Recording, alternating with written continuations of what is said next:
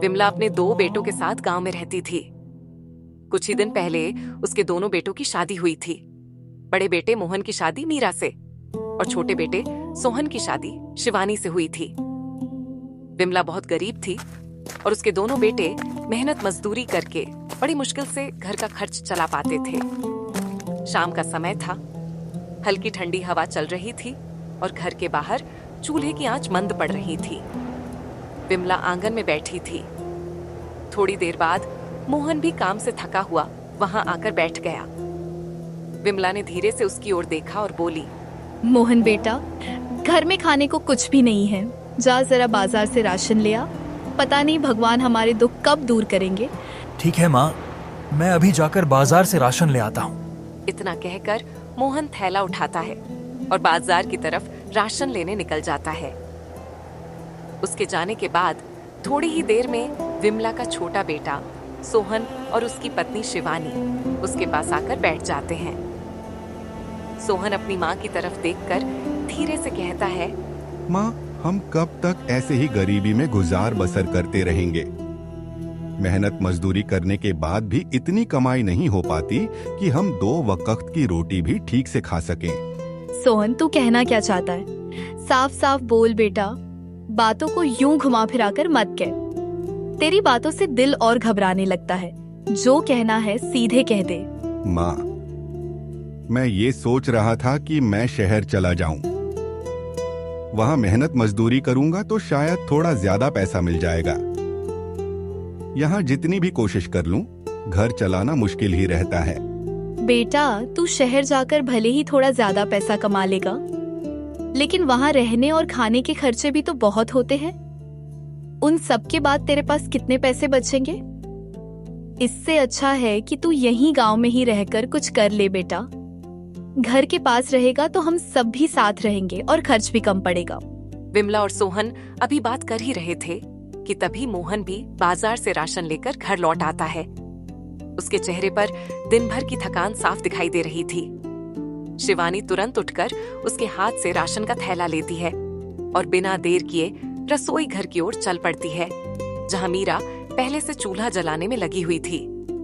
दोनों बहुएं मिलकर चुपचाप खाना बनाने में जुट जाती हैं।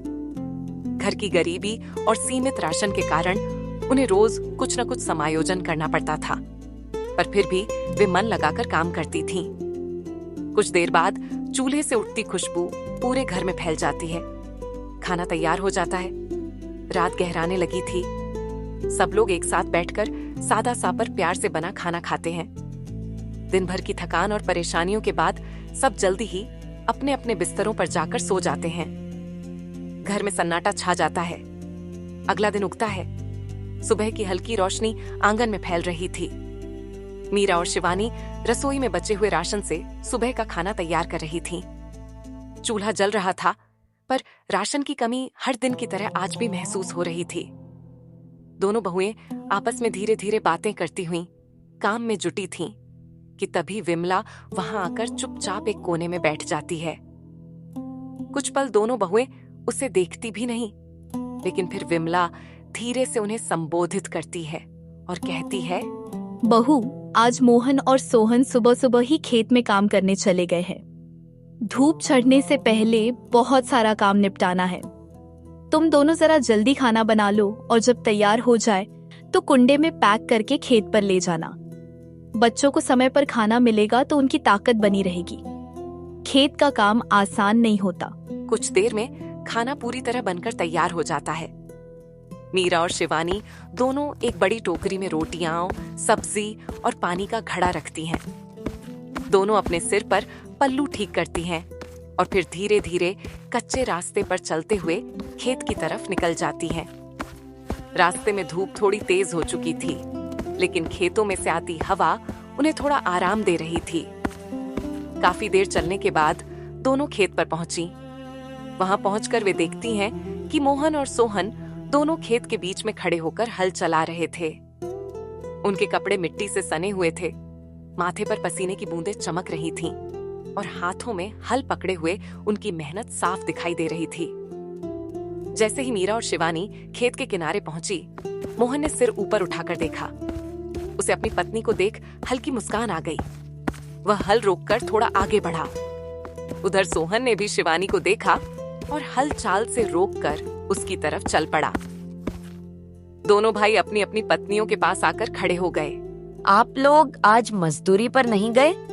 सुबह जब निकले नहीं तो लगा शायद बाद में चले जाओगे, लेकिन यहाँ आकर देखती हूँ कि आप दोनों खेत में हल चला रहे हो। लगता है कुछ नया सोच रहे हो। क्या अब खेत में कुछ उगाने का इरादा है? अगर ऐसा है तो हमें पहले से बता देते ताकि हम भी तैयारी कर लेते। आज मजदूरी वाले काम की छुट्टी थी, इसलिए मैंने सोचा कि क्यों ना इस मौके का फायदा उठाकर खेत में भी थोड़ा काम कर लिया जाए। हम रोज मजदूरी करते हैं, लेकिन उसके साथ साथ अगर खेत में भी मेहनत कर लें तो इससे फायदा ही होगा। मैंने सोचा है कि इस बार खेत में सब्जियां उगाएंगे। जब फसल तैयार होगी तो उन्हें बाजार में बेच देंगे। ऐसा करने से हमें अलग से कोई भारी मेहनत नहीं करनी पड़ेगी, क्योंकि खेत तो अपना ही है और मिट्टी भी अच्छी है। मजदूरी भी चलती रहेगी और खेत का काम भी। दोनों चीजें साथ साथ होंगी तो घर में पैसों की कमी भी नहीं रहेगी। सही तरीके से किया जाए तो इससे हमारी हालत थोड़ी सुधर सकती है। हाँ जी, आप बिल्कुल सही कह रहे हो। घर की हालत तो बहुत दिनों से ही खराब चल रही है। जितनी कमाई होती है उससे मुश्किल से 2 वक्त का खाना ही पूरा हो पाता है। और अब तो सर्दी भी आने वाली है। ठंड शुरू होते ही मजदूरी का काम और भी कम हो जाएगा। सुबह सुबह की ठिठुरन में कौन बाहर निकलेगा, और निकले भी तो काम कहाँ मिलेगा। ऊपर से घर में किसी के पास ठीक ठाक गर्म कपड़े भी नहीं है। हर कोट हर शॉल पुराने पड़ चुके हैं। पता नहीं इस बार ठंड कैसे कटेगी। सच कहूँ तो मन में थोड़ी चिंता भी है कि कैसे गुजर बसर होगी, लेकिन चलिए अभी इन बातों का बोझ मत लीजिए। मैं खाना लेकर आई हूँ, पहले आप दोनों खाना खा लो। बाकी जो होगा जैसा होगा, रास्ता तो भगवान कभी ना कभी निकाल ही देता है। मोहन और सोहन दोनों खेत के किनारे बैठकर शांत साफ मन से अपना खाना खाते हैं। थकान के बावजूद उनके चेहरों पर हल्की संतुष्टि दिखाई देती है कि आज घर से प्यार भरा खाना लेकर आई उनकी बहुएं थीं। खाना खत्म होते ही दोनों फिर से उठकर अपने अपने काम में लग जाते हैं। कोई हल की पकड़ कसता है तो कोई खेत की मिट्टी सीधी करता है। उधर मीरा और शिवानी अपने खाली डिब्बे समेटकर घर की ओर वापस चल पड़ती हैं। जब वे घर पहुंचती हैं तो देखती हैं कि उनकी सास विमला आंगन में रखी लकड़ी की चौकी पर बैठी हुई कुछ सोच में डूबी है। दोनों बहुएं भी जाकर उनके पास चुपचाप बैठ जाती हैं। आंगन में उस वक्त बस हल्की हवा की आवाज और बर्तनों की खनक सुनाई देती है। धीरे धीरे शाम ढलने लगती है। सूरज की आखिरी रोशनी आंगन की दीवारों पर पड़कर हल्का सुनहरा रंग बना रही होती है। और तभी दूर से कदमों की आहट सुनाई देती है। मोहन और सोहन दोनों हाथों में राशन का थैला लिए घर की ओर आते दिखाई देते हैं।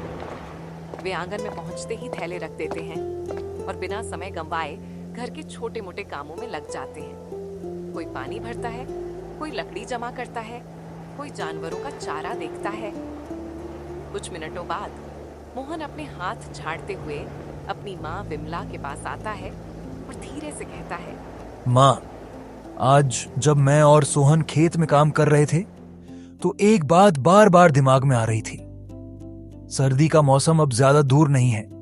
जैसे ही ठंड पड़ेगी, खेत में लगाए हुए सब्जियों के पौधे गलने लगेंगे, और अगर ऐसा हुआ तो हमारी सारी मेहनत बेकार चली जाएगी। फिर हालत वही हो जाएगी जो पहले थी। न खेत से कुछ मिलेगा, न मजदूरी का भरोसा रहेगा। इसी बात ने पूरे दिन मन को परेशान रखा। समझ नहीं आ रहा कि करें क्या, कैसे बचाएं पौधों को, कैसे इस सर्दी में खेत को संभाल पाएंगे।